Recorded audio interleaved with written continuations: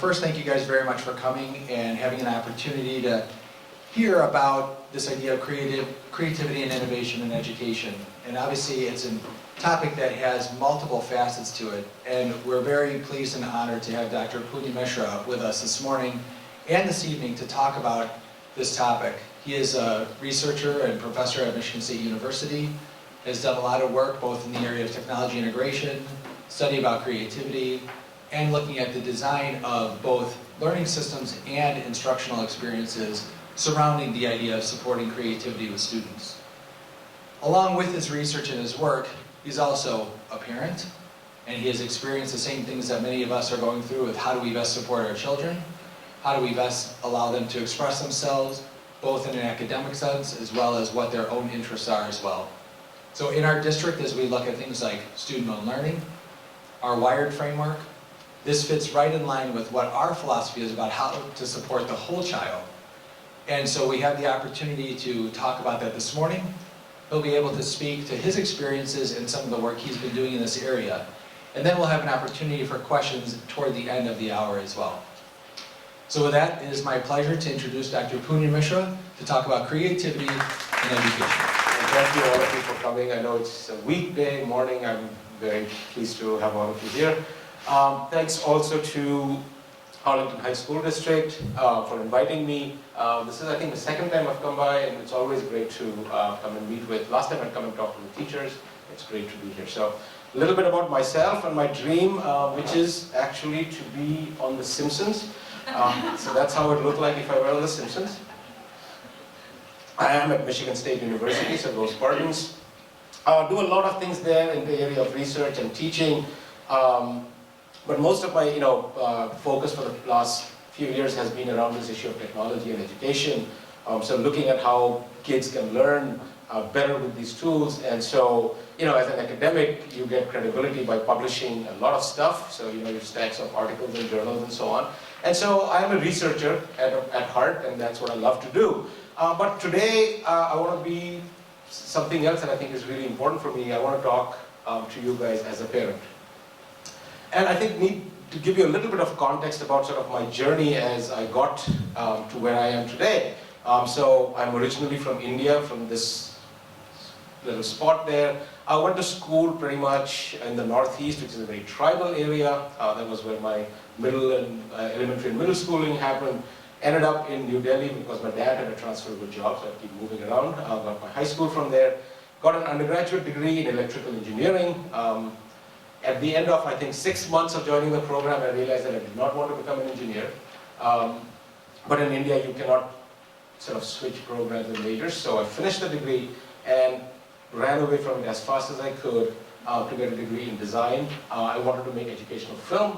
I was always inspired by Carl Sagan, by Bronowski, Cosmos and Ascent of Man and Life on Earth and all of that stuff. And I said, fine, if I love science and I love math, but clearly engineering, I'm not good at that, so I'm going to, make educational film and inspire other people and kids to get into that. Took a plane, ended up at the University of Illinois for my PhD, and from there on I've been at Michigan State University. So you can see a very diverse sort of range of background. Every degree that I have is completely different from the previous one. So I joke with my wife that my next degree is going to be in genetics or something that way, and she said, that's it, we are done. Because she's been through being a wife of a graduate student, and she knows how hard that is. I have 2 kids. That's from a few years back. And if you know, I see a couple of Indian faces here, so maybe you will understand this, that they are called ABCD, which is American Born Confused Desi. Desi is a term that we use for native, like Indians, we call each other Desis. So these kids are called American Born Confused Desis because they are neither Indian nor American, or they're somewhere in between. And my kids hate it when I call them that. So my son came up with a label for us where he flipped it around. He said DCBA, which is in Mom and Dad, you are actually Desis confused by America. And when I talk about education and so on, so this is sort of the journey to get me here. And a big step for us was to take the citizenship. And that was hard. It was really hard because at some level it looked like, because you couldn't have a dual citizenship, it became an issue of, am I giving up something that's a really important part of me, my Indianness, right? But we finally took that step, and that's from when we became citizens a couple of years ago. And there were two main reasons why that happened. One was I was going and talking in schools, I was going and working with teachers, I was working with superintendents and other, all across this country. And I realized that I was committing a lot of my time for the improvement of education of this country. And it was like kind of weird, because when I would talk, I would say my kids, my schools. And I realized that some kind of a shift had happened. And the other thing was, of course, these two guys. These two guys grew up here, they are American. And it was important for me that if I had this commitment to education, if I had a commitment to their future, that I would be, that we would become American citizens. And so that's a big, big step. So I want to speak to you guys as parents, because I can talk about the research and so on, but each one of us wants the best for the kids that we have. And that's something that I always ask myself about. My son is a senior in high school now, so of course we're looking at things like this. He still hasn't completed his Common App. He still hasn't started doing his essay for the MSU, which is due next week. So you know how that is with kids, right? But the questions I ask myself are, what are we preparing our children for? Are we preparing them for getting into a good college? Or are we preparing them for something that they are 20 years from now? If each one of us looks back 20 years from where you are today, it was a completely different world. A completely different world, both politically, socially, technologically, culturally, in every which way that we can think of.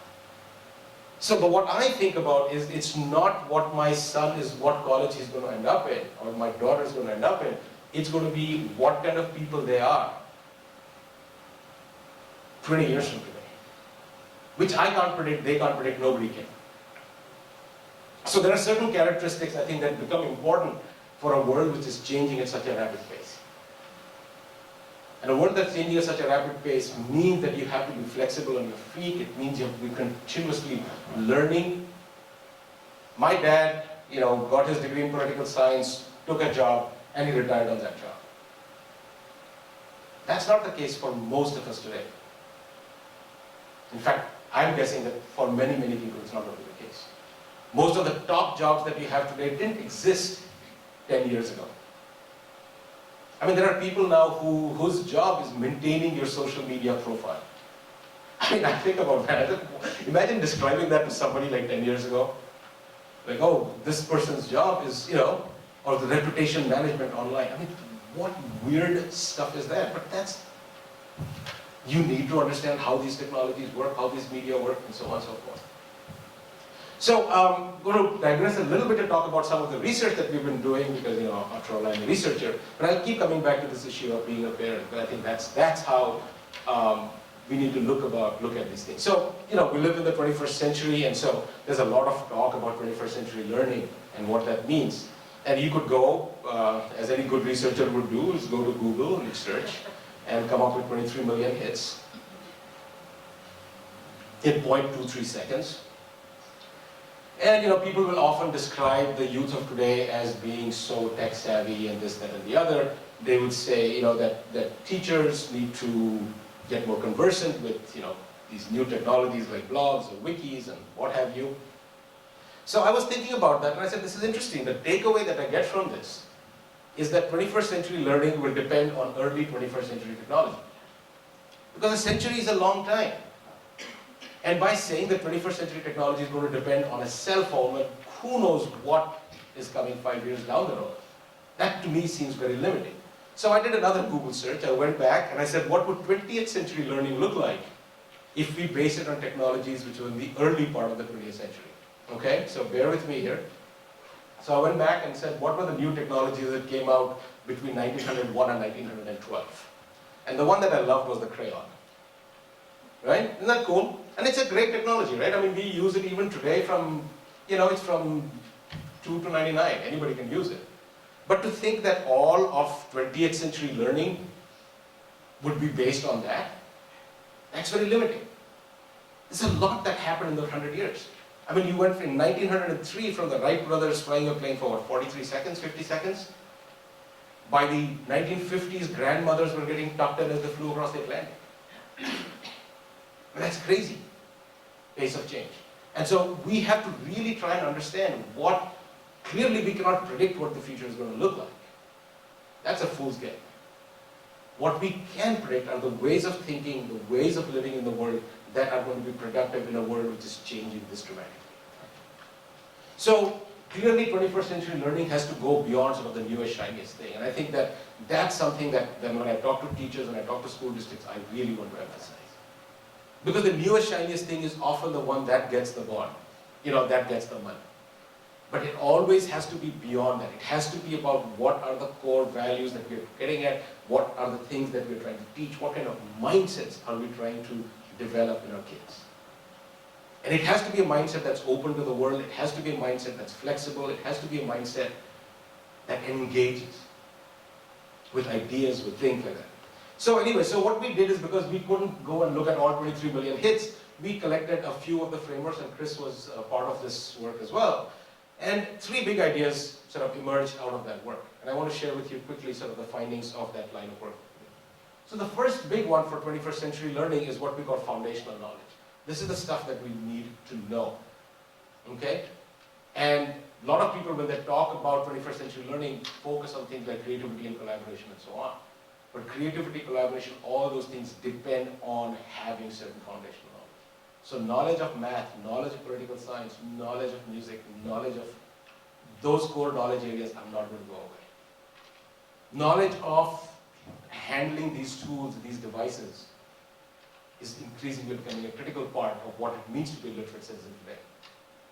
Right? Ability to shift across different disciplines becomes an important one. The second big one that comes up is how do we act on that knowledge? And typically we have heard a lot about things like creativity and innovation, and I'm going to talk a little bit about that. Problem solving, critical thinking, communication, collaboration. These are absolutely essential for survival and working in the workplace. For the most part, once you have the foundational knowledge, if you take a bunch of people who have that foundational knowledge and you put them in an organization, you can go back to that organization 5, 10 years down the road, and the ones who are successful are the ones who will have this. They are the ones who can think critically, ask questions, work with others, who can come up with possibilities and solutions that other people did not see. They are the ones who will be successful. And the third piece that emerged is what we call humanistic knowledge. And that has to do with life and job skills, that has to do with ethical and emotional awareness. In a world where we are continuously being distracted by these things, to the ability to self-regulate your learning, the ability to say, I need to keep that phone away for half an hour when I focus on my Spanish homework, continual conversation with my kids. I have given up with my son. He lives in that world of distraction and he seems to be doing fine, so what can I complain? But my daughter has learned. She will say, oh, I put my phone away, I pushed this away, and I was working on my homework. But she has learned that she cannot focus when that happens. My son seems to be able to manage it, and that's okay. But each one of us needs to know how we balance that. So what does this mean for educators and parents? So if you look at this, stuff that we need to know, ways of thinking that we need to apply to that knowledge, and a broader set of values that we bring into the educational process. At some level, if you go and talk to, I've joked that if you went back, I'm in Chicago, so to John Dewey, the great educational philosopher, pragmatist, he would say nothing has changed. That's what we've always been talking about. Education has always been about some foundational knowledge that we need to have, some ways of acting on that knowledge, ways of thinking, and certain broader values that we bring to it. However, if you look at the world we live in today, and this is like half an hour of looking up logos on Google, right? If I had spent half an hour more, I could have filled another screen of this stuff. But the point is that we live in a world, this is the world that our kids live in. And it's going to get more so, not less. So in some sense, I think if you look at each of those components, you realize that everything has changed. The 3 people who got the Nobel Prize this morning, this is in the New York Times. I have a slide for that later, so maybe I shouldn't talk about it. In chemistry, got the Nobel Prize not for stepping into a lab and doing stuff with molecules and doing stuff with the periodic table and so on. They got the Nobel Prize for modeling on the computer how chemicals interact. In fact, that's the headline in the New York Times, that they got it without wearing lab coats. So the domain of chemistry has changed. Look at music. The world of music has dramatically changed. 99-cent songs that you can buy, people who become musical stars by putting their songs up on YouTube and gathering a following. Companies, bands like OK Go, who get some sponsorship to make a video that they put on YouTube. That's how they get people to come and to their concerts, and the money that they make is actually from the concerts, not from selling their songs anymore. If you're a physicist and you study, you're an astronomer, you don't go and look through a telescope. I have a friend who studies black hole dynamics at Michigan State. And what he does, he buys time on Hubble or some space telescope, and they send him terabytes of data. And he spends the next year and a half analyzing, writing computer code to make sense of the data. If you're in the world of business, you have computer programs which do your stock manipulation for you, buying and selling stock. So a business degree separate from a computer science degree doesn't make any sense anymore. So the kinds of knowledge we have has changed. The kinds of ways of thinking, which is the second piece there, has also changed. When we read a book, we always ask questions. If you want to develop critical reading habits in your children, you say, ask questions of the text. Who wrote it? For what purpose? And then you come across Wikipedia. A group of people wrote it. And you can go to the top pages behind the Wikipedia page, and you can see an intense discussion going on about whether this is factual or that is factual, what is this and that. That's a different world, about thinking about text, thinking about our relationship to knowledge and facts. Again, bringing back critical thinking to into focus in a different way than we had talked about it before. And finally, if you look at some of the broader values that we're talking about, we live in a global world.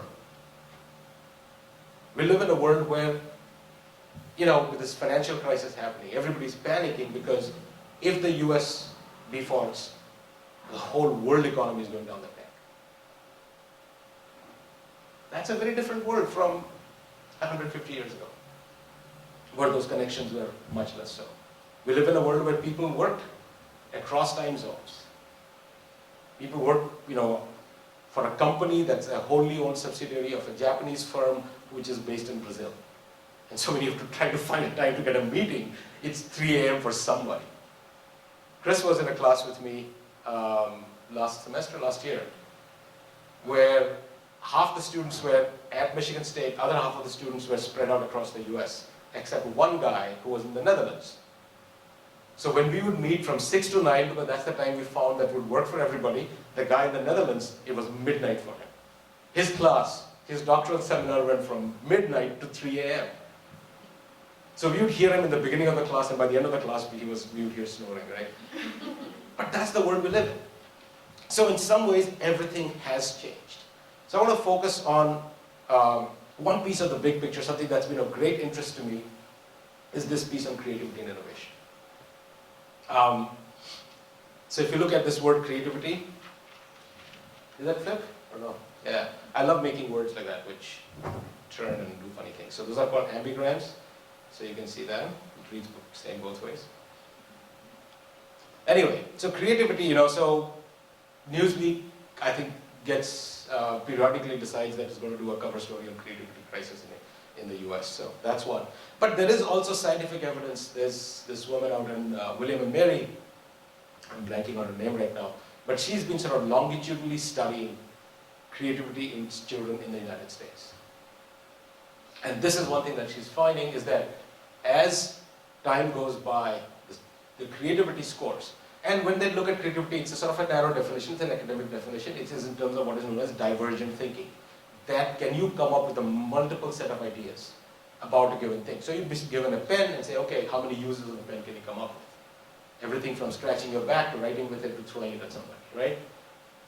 Now, creativity is not just divergent thinking. Creativity is, at first stage of creativity is divergent thinking. The second stage is convergent thinking, where you take an idea and then you finesse it and you work on it. But divergent thinking is a pretty decent proxy if you want to measure creativity. And consistently what she's finding is that that has gone down.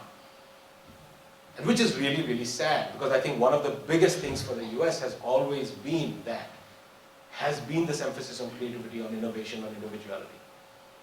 And I think that we've developed certain regimes in terms of test taking, in terms of evaluating schools, in terms of evaluating students, trying to match up to countries like Singapore. I was in Singapore recently talking with the ministry, and they are going completely the opposite direction. They are saying, we need to learn from you. Our students do well in math, they do well in science, except that they can't think an original thought.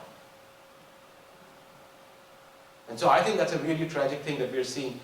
In India right now, we used to have exams all the way like till 10th grade. Now the 10th grade board exam is gone. The minister just signed a piece of paper and it's gone.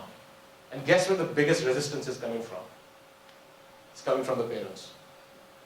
I think that's very funny too. Okay, so you're seeing these changes in these other countries. China is going the same way. They are cutting back on their tests. They're saying, how can we improve this? While in this country, we're going the wrong way. If you look at a study done by IBM, which was around 1,500 CEOs across the world, that they interviewed, asking them what are important leadership qualities for the future, the first one was creativity. If you look at people like Dan Pink, who have written that the defining skills of this generation are going with the right brain qualities of inventiveness, empathy, joyfulness, and meaning. So clearly this is an important thing that we need to focus on. And I fear that in our schools today we are losing it. And it's interesting for me to come here because when I look at sort of the school district that my kids go to, the profile matches quite a bit. It's a pretty well-off school district. It's not one that has been doing well in sort of the standard measures and so on. Parents are highly motivated. They show up 10 o'clock in the morning and, they really care about the students' learning and their education. But even there, I feel this sort of a lack of this emphasis on these aspects of creativity. And creativity is, of course, big business, right? I mean, you can go find tons of books about it and so on. And part of the challenge that we have, and I say it's a big challenge, is that it's easy to measure things like, getting your sons right in math. It's harder to measure creativity because it's a fuzzy construct. And so one of the things that we've been doing in our work is trying to come up with a measure of defining creativity.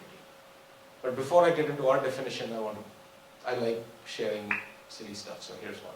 Definition of creativity from 30 Rock. Really? You want to exchange creative gifts? Oh, well. I'm sorry. You are the one that's in trouble now, buddy, because creativity to me is just like, it's like a bird, like a friendly bird that embraces all ideas, just like shoots out of its eyes all kinds of beauty. Wow, Lemon, this is like watching Hemingway, right? Mark Hemingway. Yeah. I love that definition. Part of the challenge with defining creativity is, this is Justice Potter Stewart back in 1964. This was a case that went up to the Supreme Court about pornography, and this is what he said. He said, I know it when I see it. And I think part of the thing when we talk about creativity, we often end up with, saying, I know when something is creative, but how do you precisely define it? So one of the things we've been trying to do is try to get a little analytic about it. So here's 3 aspects of thinking about when you think about a creative idea. So first is that the creative idea is novel, it's new. That's the obvious one. All of us sort of get that. That's why we have these, Budweiser commercials of a horse barfing or something to sell beer, right? It's so novel, it's going to stick in your head. But novelty in and of itself is not enough because you wouldn't use that crooked fork over there just because it's novel. So clearly a creative idea, a creative product, a creative thing created by a student or by somebody else has to be effective. It has to do what it set out to do. So if you want to solve a mathematical problem, then a creative idea would be novel and would also solve that problem. You want to fix global warming, creative idea would be both new as well as effective. However, there's a third aspect to a creative idea, which is that a creative idea is organic and it's sort of connected to the context within which it is working. And that's one of the challenges that a lot of people who try to innovate and so on face, is that something that works in one context does not work in another. Okay? So it's these three aspects that become an important part of what a creative process is, right? Creative idea is. So a creative product, it's an easy way to remember it, is novel, effective, and whole. And so our challenge as educators, as parents, is to start thinking of ways that we can encourage our kids to start thinking along these lines. And that creativity is a process of developing solutions that are novel, effective, and whole. Of course, just giving a definition doesn't mean that we understand where creative ideas come from. And if we want to focus on education and getting our kids to start thinking creatively, we need to get deeper into that. And so where do new ideas come from? And if there's one person who we would regard in our generation as being incredibly creative, was this guy, Steve Jobs. And he said, creativity is just connecting things. Okay? And is it really that easy? And so I have this, saying, really? Is it just that? Now, at some level it is. But at another level, the important thing is the foundation that you have on which you can start making these novel, effective, and whole connections. And so this is Maria Popova. I don't know how many of you know this website she runs called Brain Pickings. It's a really, if you're interested in this kind of stuff, in art and science and creativity, it's really worth following. So she says one thing where she says the creative process itself will never be easy. The crux of combinatorial creation, of putting things together in effective, novel ways, cannot be forced. Now that's a real challenge for education. Because you cannot, teach X and expect Y to happen. The whole idea of creativity is that Z or M will happen, right? But how do you prepare people for that? And she says, we can optimize our minds for combinatorial creativity by enriching our mental pool of resources with diverse, eclectic, cross-disciplinary pieces which can fuse together into new ways. Now, that is something that we can act on. So that means that as educators, as parents, our job is to provide a wide range of approaches, perspectives, ways of thinking, things to do that our learners, our kids can draw from in the future in ways that we can't predict.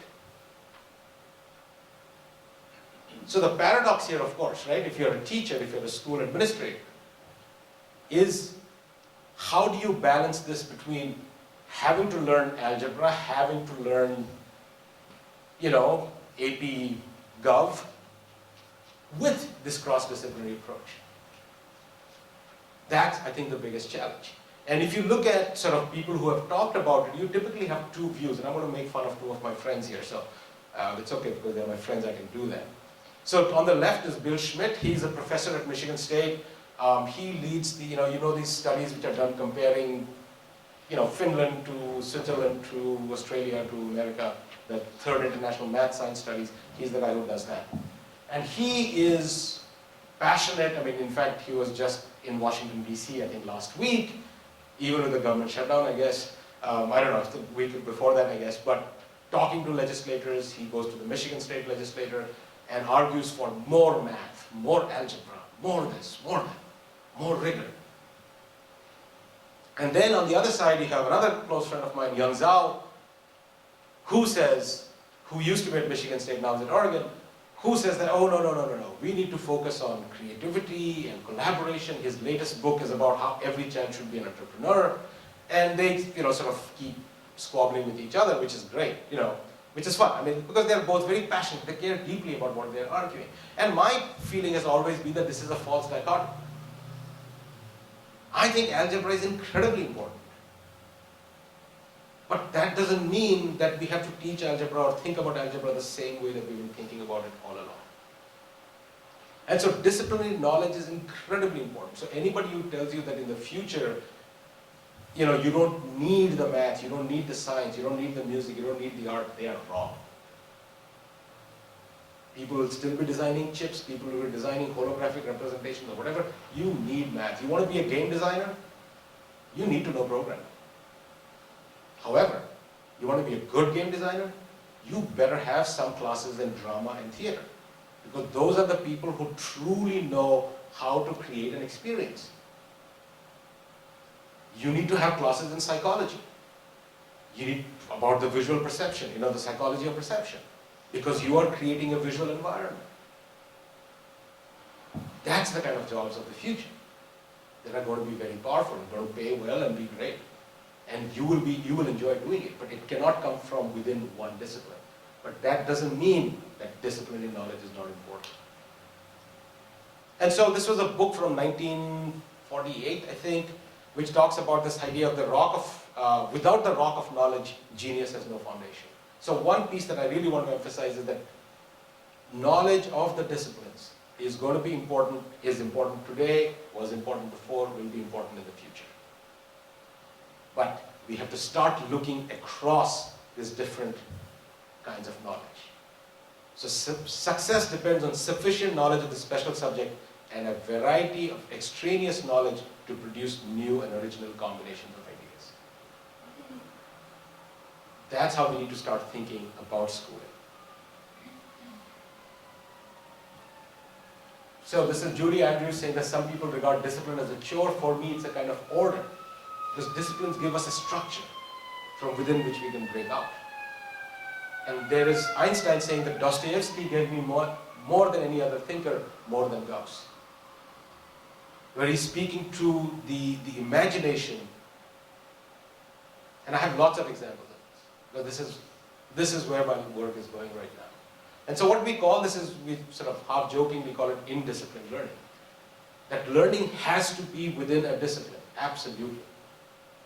There's a reason why the school subjects exist, because they have, biology carves the world in a different way than physics does, than political science does, or social studies does. So there is a value to that.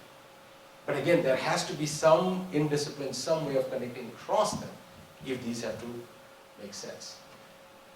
I'll give you a couple of examples of scientists, because I see a lot of push now in this country on what is known as STEM, science, technology, engineering, and mathematics. And I see a cut in funding for the arts, for music, and so on and so forth. And that really worries me. It worries me for things like this. This is Alexander Fleming, the guy who discovered penicillin. He was an artist on the side. And that circular painting that you see there, it's made from bacteria. So what he would do, he would play with bacteria. He would take bacteria, and you can't even see them because they're transparent before they grow, and he would make these paintings, put it in, and he had to know which bacteria to start. Here's some which are in color, so some come to color only after 24 hours, some come after 36 hours, so you have to have a deep knowledge of the bacteria and their cycles in order to make that painting come to life. And one day he noticed that one color wasn't coming right. Other people had seen that, they never paid attention to it. And that was the invention of penicillin. And he always credited the fact that it was his art that allowed him to play and see things that others have not seen. And I wonder whether we give our students opportunities to do that in our classrooms today. If you look at the periodic table of elements, everybody sees that one chart. Go online and just do a Google search for alternative representations of the table. There are literally hundreds of them. Chemists are creating them even today. And what do we give our students? We give our students this one sterile truth with a capital T. Instead of making them realize that what chemists are doing are playing with these things. They're like little Lego, they're like kids with Lego blocks. Nikola Tesla, he had this ability to imagine. He would sit down and actually could imagine an entire machine in his head. And then run it. And then realize that one part wasn't working, pull out that part. All this happening inside his head. Are we giving students opportunities to visualize, to imagine? So this is Boltzmann reading Maxwell's work on the dynamical theory of gases. I'm not going to read the whole quote out, but if you read it, you will realize that he's making a distinct analogy to music. And Boltzmann was a musician. Not a great musician, you don't have to be a fantastic musician. But he saw in those mathematical equations the beauty of music. How many opportunities do we have? My kids think I'm crazy. Because I tell them things like, when my son was doing, my daughter now is doing that, equations and, quadratics and this, that, and the other. I said, you have to be the equation. I said, what does that even mean? But yes, there is a viscerality to understanding things. And we have not created the space in our classrooms, in our homes, to talk about these things. But if you talk to any scientist anybody worth their weight, they often talk about these terms. No mathematician ever says, oh, this proof was okay. We proved it and we are done. They say, oh, this was elegant. They use the same language that a poet uses. And the work doesn't go one way. It's not just mathematicians using it. You have people like Salvador Dali who's taking geometry and using it to create fantastic art. And this is from, I think, this was on my Facebook page this morning, or last night. This guy is the guy who won the Nobel Prize in Medicine, I think yesterday or day before yesterday. And this is what he says. He says, I owe it all to my bassoon teacher. Because that teacher taught me that practice and effort and this and that is what's going to count in the long run. This is from this morning's New York Times. This is the one that I mentioned before. Without test tubes, 3 win Nobel Prize in chemistry.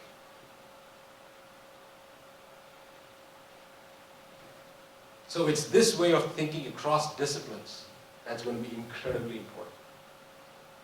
I'm not going to bore you with my research work, but I do want to mention it. And so a lot of the work that we've been doing is sort of identifying ways of thinking that cut across disciplines. That whether you're an architect or a mathematician, or you're a poet, or an artist, or a musician, that these are ways of thinking that cut across. And so we have identified, and this is not, as I'm not saying we, there was a book that I showed, a cover that I showed before, Sparks of Genius, which work we are building on. So sort of different ways of thinking. So embodied thinking, for instance. So that's a picture of Barbara McClintock, who got the Nobel Prize in genetics. And the title of her biography, written by Evelyn Fox Keller, is A Feel for the Organism. And it comes from a quote that McClintock, where she said that when she was working on these maize and corn, that she could actually feel like she was a chromosome. And that's what allowed her to do the work that she did, that other people could not do, because she became, in some way. And artists talk about that all the time. Novelists talk about it. Novelists talk about that when I'm writing this novel, the novel was writing me. That the characters took on a life of their own. We did some research as well on excellent teachers. And what we find is that these are teachers who have won the Teacher of the Year award or are finalists for that. So these are, you have a state process, and then from the 50 states there's a competition again, and it goes all the way. Then you go to the White House and you shake hands with the president. What we find, this is with my colleague Dana Hendrickson, this was her dissertation research.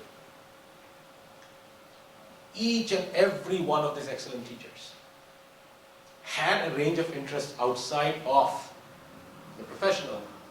All of us do. We're all doing other things too. Except that they had found a way of connecting that to their teaching. So you had a math teacher who had a previous life as a graphic designer. And he would bring that visual aspect of math into his work in unique kinds of ways.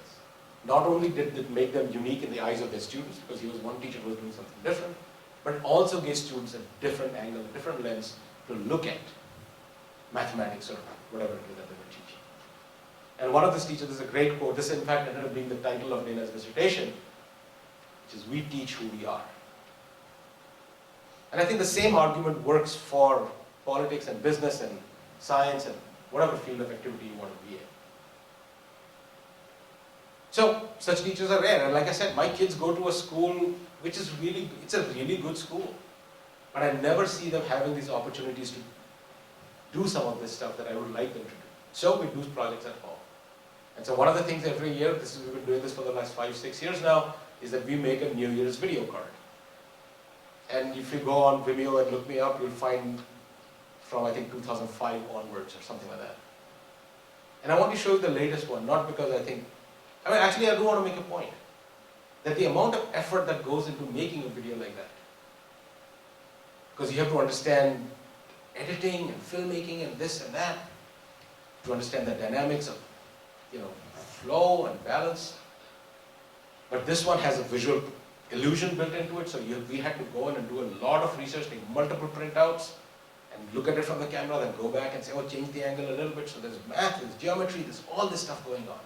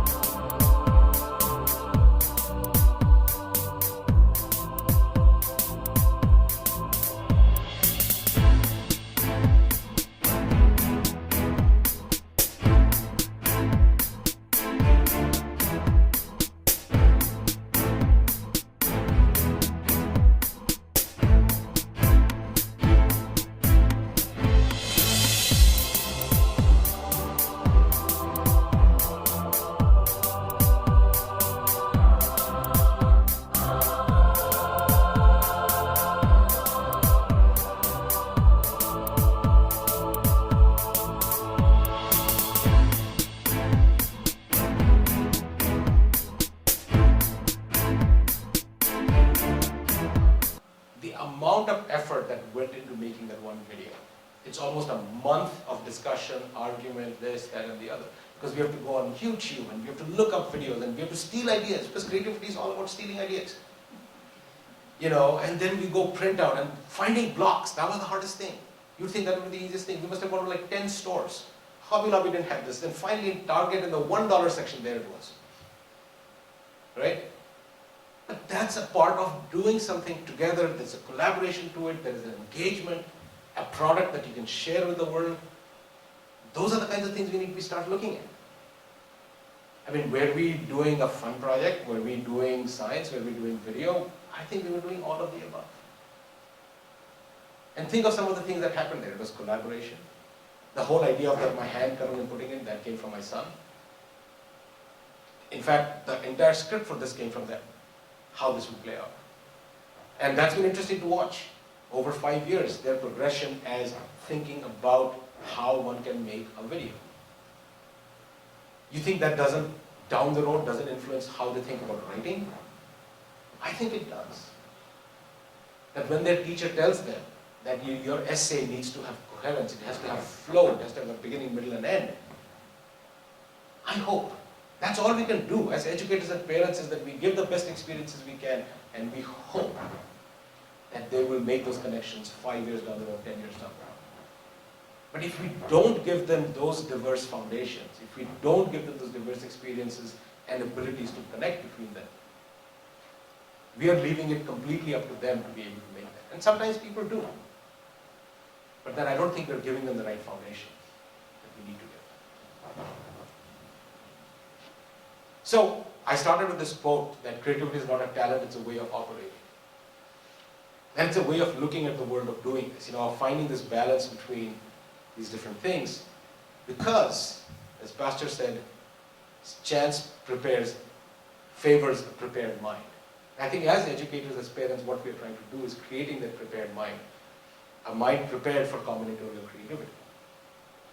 And instead, what I see lots of tests being thrown at our kids. This is a headline from Lansing. Cuts in jobs, majority of them being art, music, and PE. So I see this as a poverty of the imagination from our part, as a country, as a community. And that art and science can work together. This is one of my favorite ones. You guys will like this one. I like it, I don't know if you will. It turns around and becomes education. How cool is that?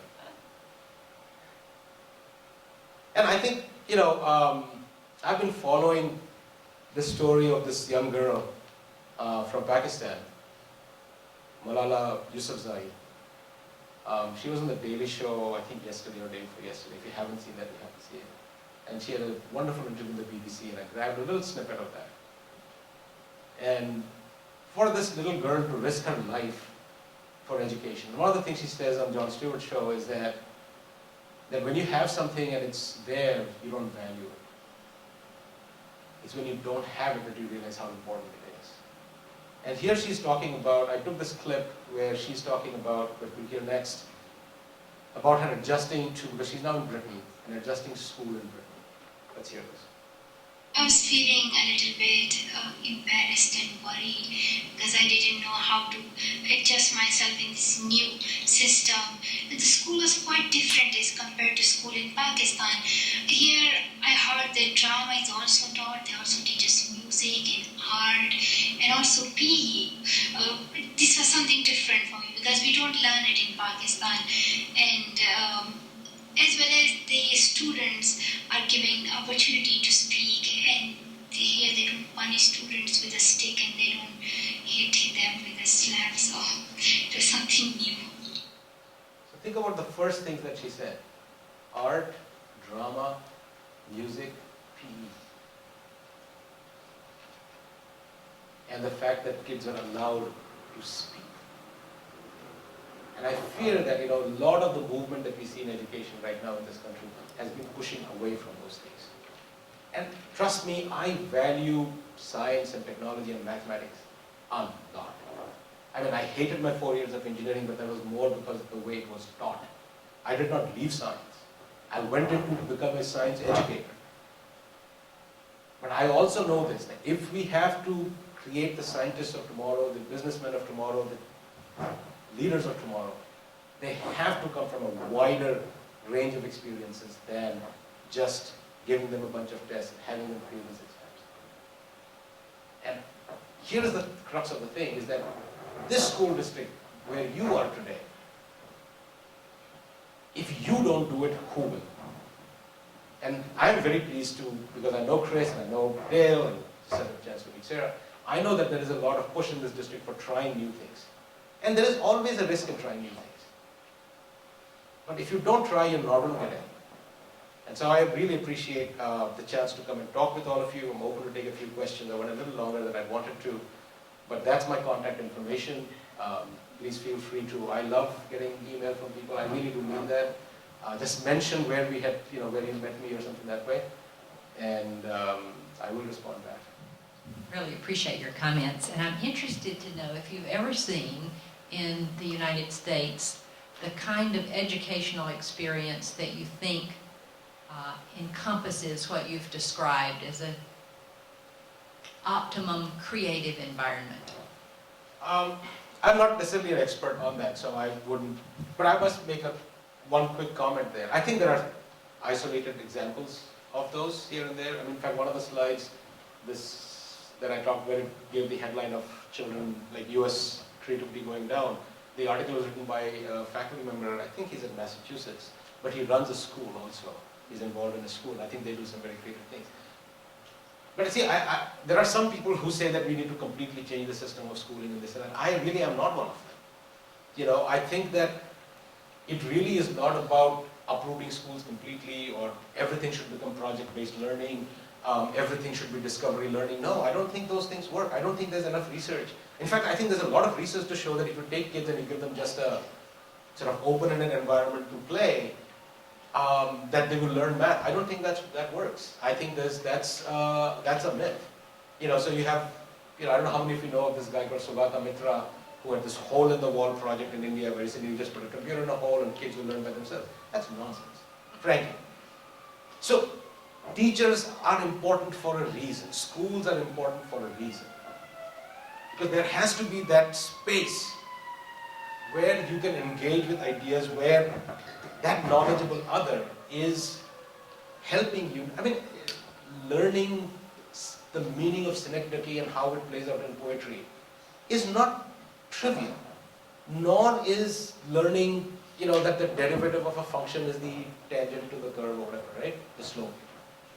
Those things don't come automatically. It took humans thousands of years to figure that out. We didn't figure out probability till like the 18th century.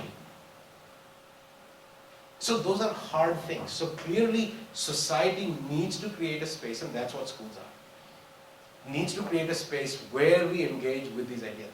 what I have concerns with is this sort of splitting of things by discipline. In fact, the biggest concern I have, if there's one thing, if I had the power to change, would be age-based grades. Kids develop and grow at different rates. My son figured out school, I think, when he was in 3rd or 4th grade. He figured out how that system works. He figured out how to decode what the teacher is saying in order to know what's going to come on the test. He figured out how much effort he needs to put in, which homework he need not do. He figured all that out. And we've never had to sit down and have, we have this, one-way conversation where he grunts back at me and, that's because he's 17 and that's okay, he'll grow up. But my daughter had a much harder time. And it's not that she's less talented or anything of that sort. I don't even know what that word means. I am not a mathematician. These words that I draw, which read the same backwards and forwards, I do that for fun, okay? Recently, a math education journal got in touch with me and said, I'd written something for them, and they said, can you write something for us? I said, well, I don't know. So they found these on the website. They said, oh, this is a lot of relationship to math, to symmetry, and reflection, blah, blah, blah.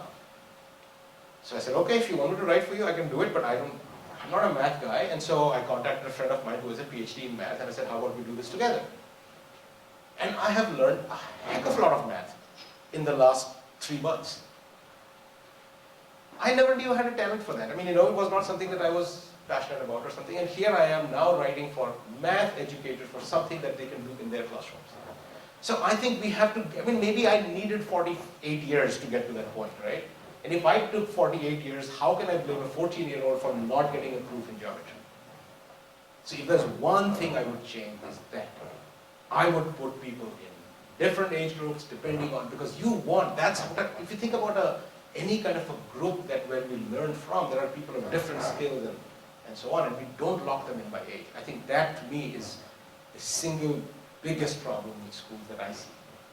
If there's one thing I would change that. Because people learn at different speeds, people learn at, they learn in different ways. Let's have an end goal in mind, absolutely. This is where we want people to reach. But it can't be everybody has to go lockstep through that. I don't know if you've seen this research on like soccer players, hockey players, and so on, right? That they tend to clump to be born around a certain time of the year. And that's not a function of the stars. It's a function of the cut-off dates. So you think about kindergarten. Kindergarten, you could have a kid who's almost 6 to a kid who's almost 4. That's a 20% differential in your life. And at that age, that's huge. And here's one kid who's excelling at everything, getting positive feedback, and another kid, parents are worried. You think the kid can't sense that? And how come you can't do 2 plus 2 is 4? It's 1, 2, 3, 4, 4. Right? I think that makes a huge difference. And so I think in Canada they changed the cutoff dates for like hockey now, where they made the cutoff dates like 2 times a year or something like that, and that effect starts going away. Okay, sorry, too long an answer to a question. I don't think it was actually a good answer to your question anyway. Thank you. I enjoyed the answer. I totally agree with you about it should be more track ability versus age or readiness versus age, but I doubt that's going to change. As an aside, I was curious to know, elementary education, I think a lot of these ideas are easier to apply when children are older, but with a lot of us who are parents of elementary school children, and a young kindergartner who's 20% younger than the rest of the but anyway, like when they still need foundational learning, that with that age, that is what they truly need to grow and, be successful as an adult. How do you tie all this in with it? So, I think there are a couple of things. One, there are lots of things that we end up having put into the curriculum that I'm not sure need to be there. Okay? So I think that's something that we really need to think about. Because what ends up happening is that when they do need it, they have to go back and relearn it again. Because they don't remember any of that. right? So when they go to college and they're doing Mendelian genetics, and that's when they need to start understanding the probability. The class that they took in high school, which sort of talked about probability,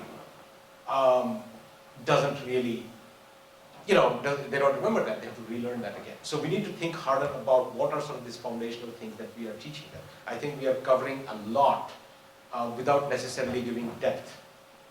Because understanding probability, I can't pull out, let's say, the equations for a Bayesian formula right now off the top of my head. But I know this much, that I have certain foundational ideas about how probability works and what independence means. When I toss a coin, that one is independent of the next, while another situation may not be. That is the kind of thinking that we need to be emphasizing. And I think the good teachers do it. That they tap into what are some of, so one of the things when I work with teachers is I'm always asking this question: what are the big ideas in your field? What are the big ideas, and how is that idea going to play out through the entire semester? So I had this great example of this friend of mine who teaches in St. Joe, Missouri. He's a high school biology teacher. And he has to do all of the stuff that you do in AP biology, the Krebs cycle, this, that, all of that stuff. But the core idea that he talks about in the beginning is a quote by Francis Crick, which goes something like, DNA makes proteins and proteins. DNA makes RNA, RNA makes protein, proteins make us. And he says, I talk about that the first day of class. And every time we do an assignment or we do a project, we always come back to that core idea.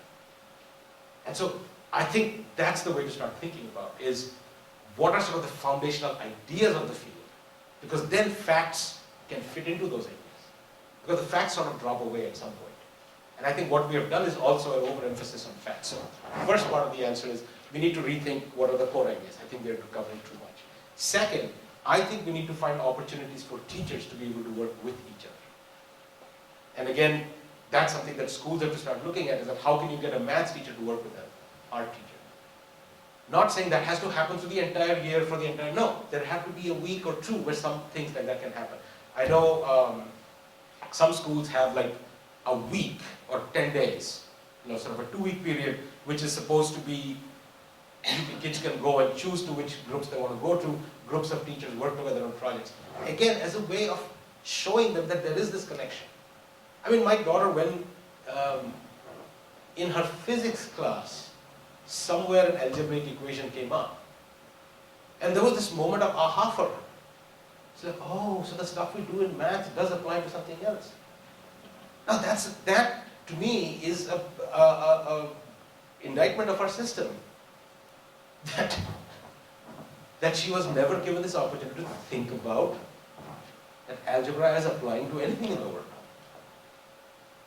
So these are a couple of things that I would do. So I'm not saying change schools completely, I'm not saying change, but I think try to focus on what are the powerful and big foundational ideas of the field. Make sure that everything you do circles back around them. Too often in school we do a lot of stuff, but they're never really leading up to a bigger idea. Okay. I think that's the big piece. And second, provide opportunities for this cross-fertilization. It doesn't have to be through the entire year, but provide some opportunity for students to see those kinds of things. You mentioned technology integration. We're pushing more and more technology into our schools. What do you think is our best use of that technology, and how can we use that to help? So that's, I could speak about that for a day. That's been for the last 15 years the bulk of the work that I've been doing. And that's how I got to know a lot of these people here. It sort of comes back to what I was responding to your question at the back over there, is that we have to think about what are the sort of foundational ideas of the field. So it's not just technology for the sake of using technology, you have to connect it to deeper ideas of the content. Okay. And so the model that we developed, which some of you may be familiar with, the people who work with me or know me, is that technology, pedagogy, and content have to always work together. Very often what happens is that just because I know a certain tool, I found out yesterday about wikis or about VoiceThread, whatever software that's out there right now, I'm going to start using it in my classroom. The question I think every teacher and when you're taking decisions at the school level have to start thinking about is what is key. Because how a software is used in mathematics is different from what kind of software would be most appropriate for political science. So that to me is the biggest question we need to be asking ourselves, is that how is this use of technology appropriate to the content, sort of curriculum sort of demands that we have at hand here. Okay? And that is the decision, and that there are bigger ramifications of that, right? Because when you start thinking about it, you are now talking about teacher autonomy. You are talking about that a given teacher in a given classroom should have the autonomy to make those decisions. Very often in school districts, I find sort of a top-down kind of an approach where here is the tools that you're going to have, and these are going to be the setup that you have, and this is what you're going to use, and we're going to give you training on X. I think nothing could be more harmful for technology integration than that, because what happens then, it looks like something that's an imposition on you, and as humans, anytime something is imposed on us, we try to shrug it off, subvert it, do all kinds of things to it. Okay, but I think the heart of it always has to go back to what is the content that I want to teach. If I want my students to learn geometry, what is the best way of doing it? And what kind of tools would help us do that? And it could be something like a digital camera. I mean, I have a student in Oakland's high school who used, simple cell phone cameras and whatever free software is out there for photo editing to teach kids about digital transformation, reflection, rotation, transformation, zooming, and so on. And these kids were running all around the school, taking pictures of each other, and then flipping it, rotating it, this and that, getting a really visceral understanding of these geometrical transformations. So she wasn't using some fancy geometry software for that purpose. For some other purpose, she might need to. So I think that's where I think the kind of training that teachers need to get also changes then, because the training that they need to get has to be much more just in time, because they learn about something. So you cannot say, oh, we want to teach you these 7 things, because maybe they need to know the 8th and the 9th thing, and you don't know that up front. So I think that puts a lot of responsibility on the administration and the tech support people to start thinking of things. I said I could go on and on with this. This is something, so I cut it short. There's one more question. You mentioned that we can do a lot more in the home for creativity, and I loved your example of a video. Do you have any other ideas or examples to share? It's kind of interesting. My kids sort of shrug and roll their eyes because everything we do at home, in some weird way or the other, connects back to learning and education, and doing stuff. So there's just so many things you can do. Seriously, I mean, I don't have my cell phone here with me, but just that one device, or an iPad or something. I'll give you one that I did when my kids were young. Okay, this was a lot of fun. So this was summer, and they were off school, and I had to come up with something that they had to do. So I took the names of my son, my daughter, and another kid who I was supposed to be taking care of. And there's this anagram maker on the web. So I put their names in, and I came up with an anagram. It was something like, looking for the old man's shoes, right? And I said, oh, we are going to go looking for the old man's shoes. They're like, what? And they had a little cheapo digital camera, and what they were doing was looking for the letter L in the world out there. But not the X like in the exit, but somewhere where there is an X. And they had to take a picture of that. So they went and found all the, and we had a great time. We walked around in the neighborhood, in the woods, this, that, and they were looking at the world. You see, there's a difference between recognition and perception. Recognition is, this is a chair, and then I'm done with it. Perception is being in the world, where you're paying attention to every little thing, and suddenly, like my son at one point, he says, I know there is an M, and he's running around the house, looking at every door. And at some point, he had noticed that the grains in that door, like you see that door over there, made the letter M. And so we got all those things. Then I said, okay, why did we go looking for old man's shoes? So I just wrote the words in a circle.